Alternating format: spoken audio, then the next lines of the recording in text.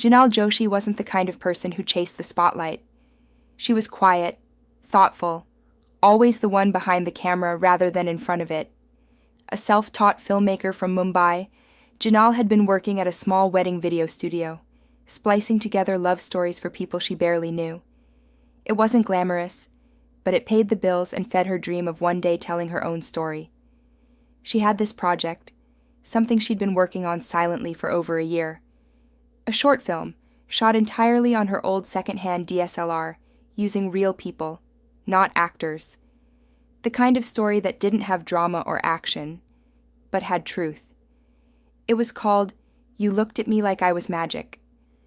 A quiet, 8-minute film about a street violinist and a chai seller falling in love without ever speaking a word. She didn't have a budget to market it. No sponsors, no PR.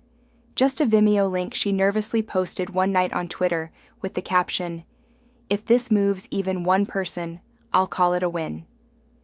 She went to sleep with just 5 likes. By morning, everything changed.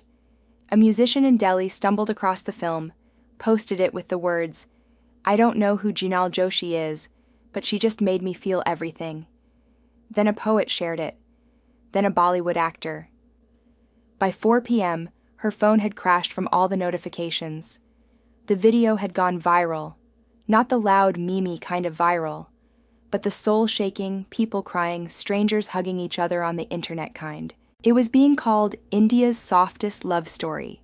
People in the comments talked about how it reminded them of their first love. One girl said it helped her believe in love again after a painful breakup. A teacher used it to explain show, don't tell in a writing class. Even film schools reached out, asking Jinal to guest lecture. It read, "I just watched your film 3 times. I get it now. I'm proud of you, beta."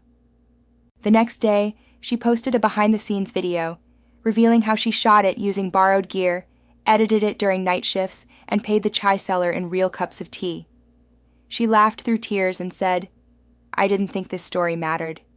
But I guess love stories always do." Since then, people have been calling her the accidental voice of modern love. Streaming platforms reached out. Short film festivals invited her.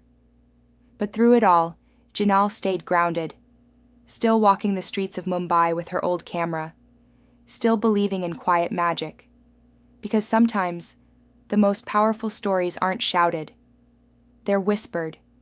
And sometimes, all it takes is one video to remind the world that love, in all its small and silent forms, still matters.